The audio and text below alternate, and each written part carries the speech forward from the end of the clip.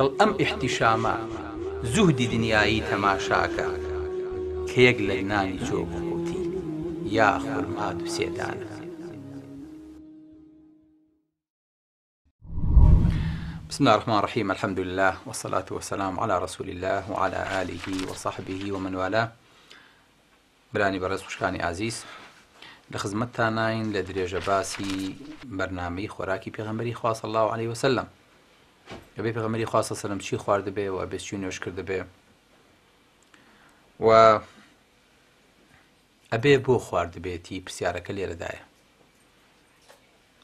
پێغەمبەری خوا صلی الله عليه وسلم ئەوەی خواردوێتی بۆ خواردوێتی لە یەکشە دڵنیاین ئەویش ئەوەیە کە هیچ شتێکی پێغەمبەری خوا صلی الله عليه وسلم بێ حیکمەت نییە، چونکە وما ينطق عن الهوى فكيف يأكل بالهوى. پێغەمبەری خوا صلی الله عليه وسلم بە هەوەس قسەی نەکردووە، جا چۆن بە هەوەس نانەخوا. لە باسی ئەمڕۆیە باسی نانی پێغەمبەری خواکەین صلی الله عليه وسلم کە پێغەمبەری خوا صلی الله عليه وسلم چ جۆرە نانێکی خواردووە، یاخود چ جۆرە کولێرەیەکی خواردووە، یاخود ئاردی چی خواردووە، یاخود بڕۆیشی چی خواردووە. هەمومان ئەو حەدیسە ئازانین کە عایشە فەرمێ ما رأى رسول الله صلى الله عليه وسلم النقي من حين ابتعثه الله حتى قبضه الله. ئەفەرمێ پێغەمبەری خوا صلی الله عليه وسلم نانی سپی نەبینی، نەک نەی خوارد، چی؟ نەیبینی. سبحان الله. قسەکی دایکە عایشەمان کە لەگەڵ پێغەمبەری خوا صلی الله عليه وسلم ژیاوە زۆر دەقیقە. ئەبێ ئەم سەڕەی چۆن پێگەیان دەبێ کەی عایشە لەوەتەی بووم بە پێغەمبەر من نانی سپیم نەبینیوە، ئاردی سپیم نەبینیوە. لەو کاتێک کە بۆ بە پێغەمبەر لە چ ساڵیە هەتا وەکو 63 ساڵی ئەفەرمێ عایشە پێمێ پێغەمبەری خوا نەگنی خواردۆ نەیبینیوە. پرسیارێ لە جەنابتان، ماڵەکانی ئێمە ئاردی سپیتیان ئاردی بۆر؟ بیەکدەن هەمومان ئەڵێن ئاردی سپی. وتمان 4 زەهرە سپیەکە یەکیان چی بوو؟ یەکیان ئاردی سپی بوو. بیتان ماوە؟ بەڵێ. کاتە پێغەمبەری خوا لە فراغەوە نییە کە ئاردی سپی نەخواردووە، لە کەم دەستیەوە نییە کە ئاردی سپی نەخواردووە. بەڵێ ئەو کاتە جۆ تەنها فەقیرەکان خواردویانە. خەڵکێکی تر کە دەستی هەبوو بێ نەک هەر ئاردی گەنمی خواردووە، بەڵکو ئاردی سپی گەنمی خواردووە. ئەمە هی پیاوە لێوە شاوەکان بوون. هەتا ئێستاکەنەش ئەم عورفە ئەم ئەقڵیەتە ناو خۆمانەوایە، بەس فەقیر نانی بۆرە خوارد. بەڵام تۆ بخەریکە وردە وردە ئەم چە نەزەرە ئەگۆڕێ، وردە وردە لێرە و چە نەزەرەکە دەست پێیەکە. عایشە فەرمێ ئەمان هاڕی نطحنه وننفخه فيطير منه ما يطير وما بقي ثريناه فأكلناه. ئەمان هاڕی وەفومان پیا کرد، ئەو تەپوتۆزەی لی جیابەوە و دوایی ئەوەی کە مایەوە ئەمان کرد بە هەویر و ئەمان خوارد. حەدیسەکە ئیمامی بوخاری ڕوایەتەکە. خۆشەویستەکەم، بۆیە ئەگەر دیقەت بیت گوڵی گەنم یاخود گوڵی جۆ چی تایە لە سێ پێکاتە پێک هاتووە. یەکەمیان دەنکی گەنمەکە خۆی کە لە ناویە کۆرپەلەی گەنم هەیە کە گەنمێکی تر جارێک دروست دەکاتەوە. بە دەوری هەموو ئەمانەیە توێکڵێک هەیە بە دەوری دەنکی گەنمەکە یاخود بە دەوری دەنکی جۆکەیە. ئەگەر هەموو ئەمانە پێکەوە هاڕە ئەمە ئاردێکی بۆرتە داتێ. ئەگەریش توێکڵەکەت لێ کردەوە بە تەنیا دەنکە گەنمەکەت کرد بە ئاردێکی سپیتەیاتێ. خۆی بەداخەوە ئەوەی ئێمە ئەیدین بە ئاژەڵەکانمان ئەوەیە کە ئیسفادەکەی تایە، ئەوەی کە خۆمان ئەی خۆین ئەمە یەکە زەرەر و زیانەکەی تایە.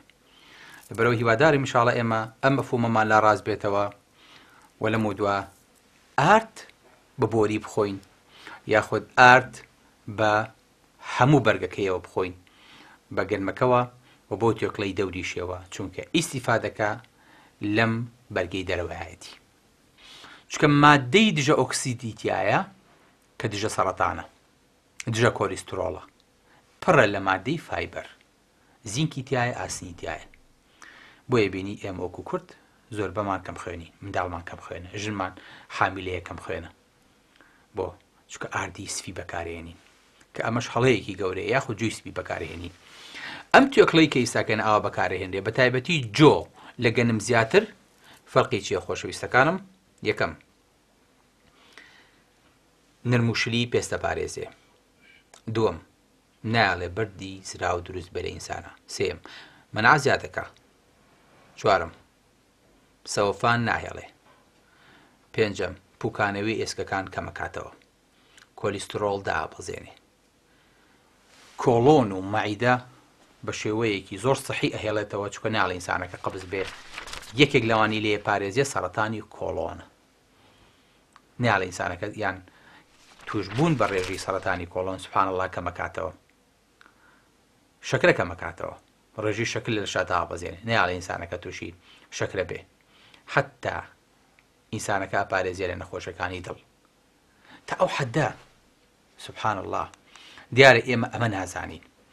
بۆیە بینی ئایزەکانم زۆر بەمان بەدەست نەخۆشیە مزمینەکانەوە ئەناڵێنین، ئەڵێن بە ناشکوری نەبێ هەر یەکەمان دووسێ دەفتەر و دووسێ نەخۆشی هەیە، دەفتەریکان شەکری تایە، دەفتەریکان زەختی تایە، دەفتەریکان دڵی تایە، هەمووی حەپوو دەرمانمان هەیە، بە ناشکوری نەبێ. نا ناشکوریەکە لە خۆت بکە کە تا ئێستا نەزانی وە ڕێجیمی خواردنەکە و ڕێ بخەی. ئەگەر بمانزانێ وەکو پێغەمبەری خوا صلی الله عەلەیهی وسەلەم بژین تووشی ئەمە نەبووین خۆشەویستەکەم. بۆیە ئێمە بە نەزانی نانەخۆین و بە نەزانی شتێ ئەکەوین. جا کوور دەڵێ زانا بە قاچێتی ئەکەوێ، نەزان بە چەند، نەزان بە دوان. ئێمە بە هەردوو قاستی ئەکەوین. بۆیە بینی لە زۆربەی نەخۆشیەکانە پشکمان هەیە، پەنا ئەگرم بەخوا. بۆیە خۆشەویستەکانم یەکێک لە هۆکارەکان کە ئەوە نایڵێت تووشی بیت ئەوەیە کە نایڵێت زووتر تووشی پیربوون بی. ئینسانە پارێزێ لە حەدی پیربوون. بۆیە ئاردی بۆر بە تایبەتی ئاردی جۆ ئەمڕۆ لە ئەوروپا سیرکە، من ڕەفیقم هاتۆتەوە، کەسم هاتۆتەوە لە ئەوروپا، ویستۆتی ئاردێکی جۆ بکڕێت، وتمە بۆچی، یان ویستۆتی نانێکی جۆ بکڕێتم بۆچی کڕیت؟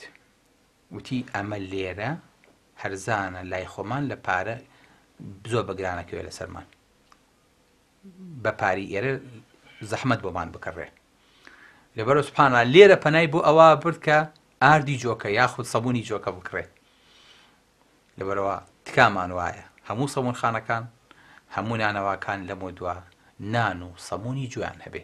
ئەگەر نا لە ماڵەکانی خۆمانە بڕوێشی جۆمان هەبێ. ئەگاتان لێ بێ تەنها جۆ بە کەڵکی ئەوە نایە وەکو ئارد بەکاری بێنی، ئەبێت توێکڵەکەی پێکەوە هەمووی بەهاڕی بۆ ئەوەی کە بێ بە بڕێش و هەموو ئەو توێکڵی کە عەرزم کردن تیان نابێ. ئێوە تەسەوڕەکەن ئەوە ئینسان حتا لە سەرەتانی مەمکە پارێزێ، جگەلەی لە سەرەتانی قۆڵۆنی پارێزێ، تا ئەو حەددا. بەڵێ ئایزەکانم ئەو نە ئیستیفادەی هەیە. ئەگەر چی پۆسی دەرێکە بڵێ زەحمەت نەبێ فایبەرم بەرێ، یاخود بڵێ ئەگەوتی ناوکی بڵێ برانم بەرێ زەحمەت نەبێ، دەرمانێکە هەیە ناوی بران بێ، لێ بڵێ بەسەر چاو دەرمانەکە خاتە بەردەست، ئەلبەیەکی ئەو نەتەیاتێ، ئەزانی لەشی پێکاتووە ڕێک ڕسمی گوڵەکەی تایە. ئەو توێکڵەی کە تۆ ئەمە فرێدەی ئەوروپا عەقڵە، ڕێک بۆتە هاڕێ، بۆتە کاتە کەپسولەوە، بۆتە کاتە عولبەوە، بۆتە نێرێتەوە ناوێنێ دەرمان و ئونجا لەبەروی کە تا ئێستا ئاردی سپی خواردووە لەم دوای ئێمە بخۆیت. بەچی؟ بەڵام بە کەپسول، چکە تا ئێستا فرێت داوە نەبزانێ ئیستیفادەی لێ بکەین. خۆی غەڵەتەکەمان کێشەکەمان لەمەدایە. ئەو هەموو ڤیتامینە ئەو هەموو تاقەی لەوانەیە بوو بەڕاستی لە دەستمان نا، بۆیە زەڕورە بگەڕێینەوە بۆی. خۆشەویستەکانم جوان دیقەتی حەدیسەکەی پێغەمبەری خوا بن با لێرە نەوەستین. بچینە خزمەت پێغەمبەری خوا صلی الله عەلەیهی وسەلەم. ئەیمەنە فەرمێ چووم، ئەیمەنە فەرمێ غەربەلت دەقیقا فەصەنعته للنەبی صلی الله عەلەیهی وسەلەم. ئەفەرمێ ئاردێکم هێنا، بژارم کرد، دوایی بێژامەوە و کولێرەیەکم بۆ پێغەمبەری خوا صلی الله علیه و سلم لێ دروست کرد. جوان دیقەت بن، کولێرەیەکم بۆ پێغەمبەری خوا صلی الله علیه و سلم لێ دروست کرد. پێغەمبەری خوا صلی الله علیه و سلم کە ئاردەکەی بینی، کولێرەکەی شانە برژاوە، ئاردێکی جوان، هەویرێکی جوانی بۆ پێغەمبەری خوا صلی الله علیه و سلم شێلاوە. ئێستا ئەیەوێ کولێرەیەک، تەنها کولێرەیە بۆ پێغەمبەری خوا صلی الله علیه و سلم بکات دروستکە. پێغەمبەری خوا صلی الله علیه و سلم کە ئاردەکە ئەبینێ سپیە، توێکڵی ئاردەکەش لێوە فڕێدراوە، بە دڵ و بە گیان پێژاوێتەوە، توێکڵ و پیسی و شتەکەی لێ بژار کردووە. ئێستا بە دڵی ئەیمەن کە لە ئەرزی حەبەشەوە هاتووە، کاتی خۆی ئافرەتێکی ئەفریقی بووە، بە دڵ و بە گیان کولێرەیەکی بۆ پێغەمبەری خوا صلی الله علیه و سلم دروستکە لە ئاردێکی سپی. پێغەمبەری خوا لێرە ڕاهێگرێ. سبحان الله العظیم. ئەم حەدیثە کە ئەرنەوتیە فەرمێ حەسەنە، ئەفەرمێ ردیه فیه ثم عجنیه. الله لعظمەتی ئەم حەدیثە فەرمێ توێکڵەکە بێنە تێیکەرەوە، ئینجا بیشێلەوە جارێکی تر، بۆی کە پێویست نەبێ وەکو دەرمان بیکڕیتەوە جارێکی تر و بیکەیتە کەپسولەوە. ئەفەرمێ توێکڵەکەی تێکەرەوە بیشێلەوە، ئینجا کولێرەکەی لێ دروستکە. ئەمە ناوانەی چی؟ غەیری پێغەمبەرە توانێ ئەم قسەیە بکە. 1400 ساڵ لەمەوە پێش ناقەسەم بە پەروەردگار کەس ناتوانێ ئەمە بڵێ. بۆیە پێغەمبەری خوا صلی الله علیه و سلم کاتێک کە نانی خواردووە، نانی بەتەنیا نەخواردووە، زۆر جار بە گۆشتەوە خواردوێتی کە مەعروفێکی جوانە ناو ئێمەیە گۆشتی پێوە خۆین، بە شووتیەوە خواردوێتی، بە خورماوە خواردوێتی. باسمان کرد پێغەمبەری خوا صلی الله علیه و سلم بە خەلیشەوە نانی خواردووە. بەڵام خراپترین شتێک کە نانی پێوە خۆین چییە؟ سبحان الله برنجە. برنج و ئاردی سپی هەردووکیان کاربۆهیدرێتن و هەردووکیان دوو زەهری سپین. ئێمەش برنجمان بەبێ کولێرەوە بەبێ نان پێ ناخورێ. کابرایەکی پاکستانی کچەکی داواکارێکی هاتبوو، وتی کچم ئەدەم بە قەومێک کە کوردن، عەجیبترین شت بەلاتەوە کە تووشیانە بیت ئەوەیە برنج بە نانەوە ئەخۆن، پێ و سەیر نەبێ. لەوەرە تکام وایە ئەو عەرفە ناو ئێمە یەکەم بێ ئینشاءالله. وەنەیکەین چونکە پێغەمبەری خوا صلی الله علیه و سلم نانی بە شتەکانی ترەوە خواردووە، بەڵام برنجی نەخواردووە. والله ئەعلم.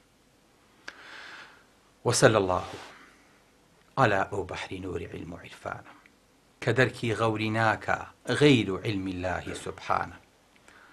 وصلى الله على أو ذات باكي قدس آياته كأخلاقي بسنديدي جنابي حي منانه. وصلى الله على أو حضرتي صاحب كمالاته كأعلى معجزي قرباني بمن نوري قرآنه لتاريكي شوي كفرا بيقدم لمعيكي دا 1322 دنیا چراخانە. دوای ماوەسا مەحوێ فەرمێ لەگەڵ ئەم ئیحتیشامە ئەم هەموو خەڵکی بەدای پێغەمبەری خواون، لەگەڵ ئەم ئیحتیشامە زوهدی دنیایی تەماشاکە کە یەک لە نانی جۆ بۆ قوتی یا خورما دوو سێدان.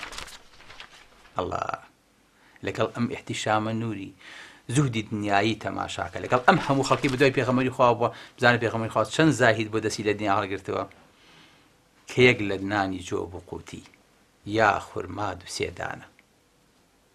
وصلى الله على أو بحر نور علم عرفانه كدركي غوري ناكا غير علم الله سبحانه. والسلام عليكم ورحمة الله وبركاته.